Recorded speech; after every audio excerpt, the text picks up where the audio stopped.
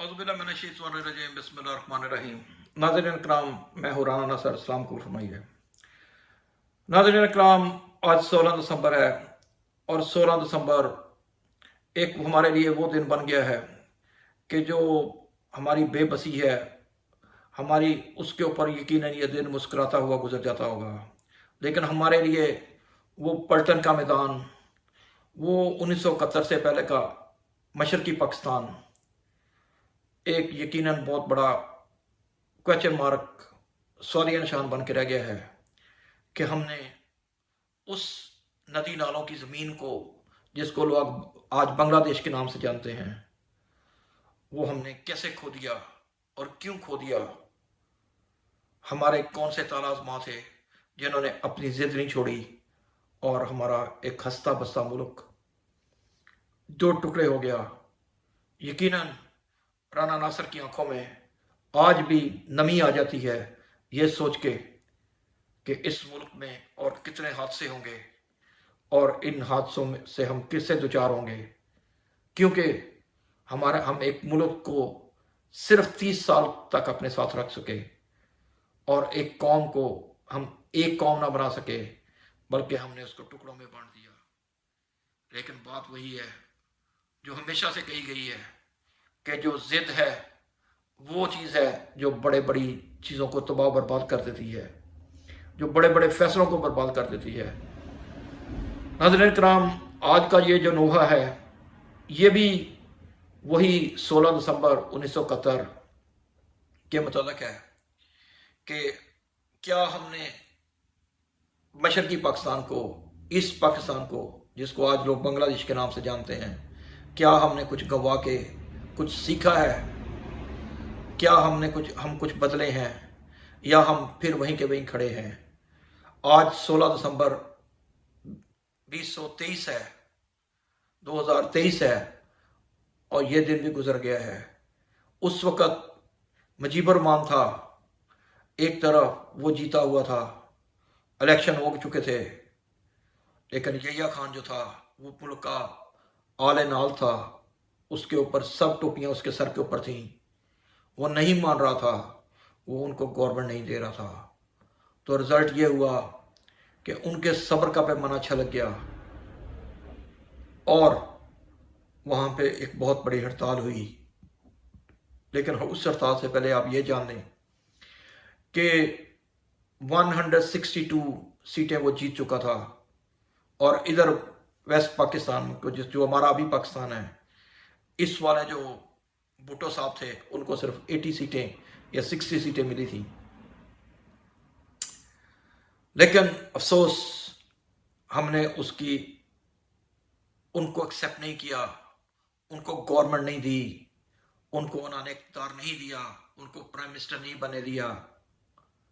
कभी आप सोचें, अगर वो प्राइम मिनिस्टर बन जाता और अगर आपको उसकी शक्ल पसंद नहीं थी, अगर आपको उसकी ज़बान पसंद नहीं थी, अगर आपको उसकी अक्ल पसंद नहीं थी, अगर आप उसको 5-6 महीने के लिए भी वज़ीर आज़म बना देते, तो नाज़रीन इकराम क्या होता?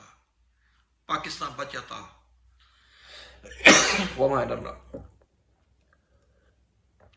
पाकिस्तान बच जाता, लेकिन आपका मुल्क सलामत रहता। आप उसको फिर भी उतार सकते थे, क्योंकि आपने उसके बाद भी तो एक लंबी लाइन लगाई है उतारने की। आपने उससे पहले भी तो कितने उतारे थे। लेकिन अफसोस कि हमारी तज़हीक जो दुनिया में होनी थी, जो हमारे मुकद्दर में लिख दी गई थी, उसका आप बहुत बड़ा आप हिस्सा बने। वो बेशक हमारे मिलिट्री कमांडर्स हों या हमारे सिविलियन सियासतदान हों या हमारी इशराफिया हो या हमारे जहर भरने वाले उस वक़्त के जो लिखने वाले थे वो हों, उन्होंने जी भर के खेल खेला और आज हमारे पास कायद आज़म का आधा पाकिस्तान है। नाज़रीन इकराम, अब भी हमने कुछ नहीं सीखा। अब भी जुल्म ज़्यादती का वही बाजार गर्म है। अब भी हमारे मुल्क में वही नाइंसाफ़ी हो रही है। गरीबों को उनका हक नहीं दिया जा रहा, उनके ऊपर जुल्म ढाए जा रहे हैं। फ़र्क सिर्फ इतना है कि उस वक़्त मुजीबुर रहमान था, आज 2023 में آج پی ٹی آئی ہے، آج عمران خان ہے. اس کے اوپر کچھ اور الزامات تھے اور اس کے اوپر کچھ اور الزامات ہیں، لیکن تانا بانا ادھر ہی مل رہا ہے کہ آپ سوچیں کہ خدا نہ خواستہ ابھی ہم اس کو کیا افورڈ کر سکتے ہیں کہ ہمارے ملک میں خدا نہ خواستہ یہ بدامنی ہو، ظلم و جوار کا نظام قائم ہو. نہیں، بالکل نہیں، میرا ضمیر بالکل نہیں مانتا. بلکہ میں یہ کہتا ہوں کہ جو ہماری مقتدر ہمارے حلقے ہیں، جو مخلص ہیں اس پاکستان سے، خدا کے لیے ان سے ہاتھ جوڑ کے یہ عرض ہے، پاکستان کو بچائیے. شخصیات آتی جاتی رہتی ہیں، شخصیات کا کسی سے کچھ لینا دینا نہیں ہوتا. اصل میں ملکوں کو قائم رہنا چاہیے. اور پھر ہمیشہ کے لیے اس دنیا میں رہنے کے لیے کوئی نہیں آیا. تو پاکستان کو بچائیے، پاکستان کو آگے لے کے جائیے. ہماری قوم ایک آزاد منش قوم تھی. ہماری قوم لا الہ الا اللہ کے اوپر یقین رکھنے والی قوم ہے. اس کو آزادی دیں، اس کا جو حق ہے اس کو دیں. اس کے نوجوانوں نے یقیناً ستاروں کے اوپر کمندیں ڈالنی ہیں. ان نوجوانوں میں آگے بڑھنے کی بہت، یقین کریں، بہت تمنا ہے. تو ان کا حق مت چھینیں. آپ کے بچوں کو لانے لے جانے کے لیے یہ ڈالے ہیں، کروفر ہیں، 4 وہیل ڈرائیوز ہیں. غریبوں کے بچوں کے لیے ٹاٹوں کے سکول بھی نہیں ہیں. ان کا حق مت چھینیں. ان کو بھی اتنا ہی حق دیں جتنا کہ آپ کو ممی ڈیڈی بچوں کو چاہیے. ناظرین کرام، میری باتیں تلخ ہوں گی، لیکن یہ سچ ہے کہ میں نہیں چاہتا کہ وہ پلٹن کا میدان دوبارہ لگے. میں نہیں چاہتا یہ ملک میں دوبارہ بدامنی پھیلے.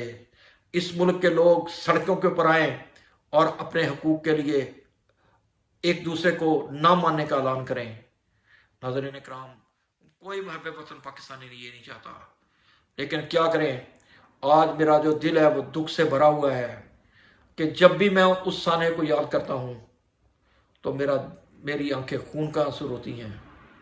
اور پھر مجھے یہ احساس ہوتا ہے کہ جب قوموں کی تقدیر کے فیصلے کرنے والے ظلم و اندھیروں میں ڈوبے ہوئے ہوں، زیادتیوں کا انہوں نے انبار لگا رکھا ہو، جب انہوں نے قوم کو حقوق نہ دیے ہوں، جب وہاں پہ انصاف نہیں ہو رہا ہو، تو جناب وہاں پہ ایسے سانحے ہوتے ہیں.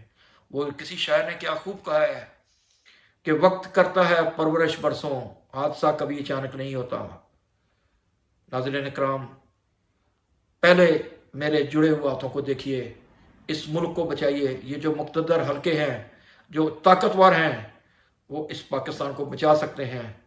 آپ آج کل کے نوجوان کی نبض کو سمجھ سکتے ہیں. وہ آپ کے پراپیگنڈے کا شکار بالکل نہیں ہے.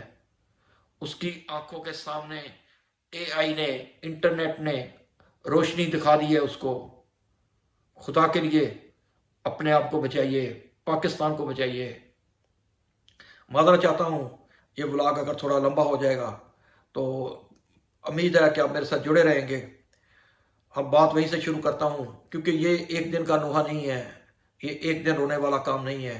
یہ تو ہمیں صدیوں اس کے اوپر رونا پڑے گا، کیونکہ ہم نے آدھا ملک گنوا دیا. اور جب بھی وہ وقت آئے گا،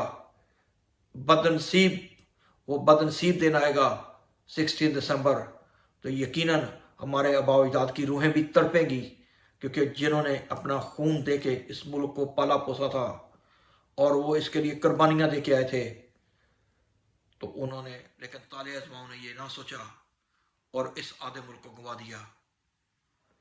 بہرحال یہ میرا ولاگ جاری ہے. انٹر نیکسٹ ٹائم کے لیے رانا ناصر کو اجازت دیجیے. انٹر نیکسٹ ٹائم کے لیے میں یہیں سے شروع کروں گا. وما الا البلاغ. السلام علیکم.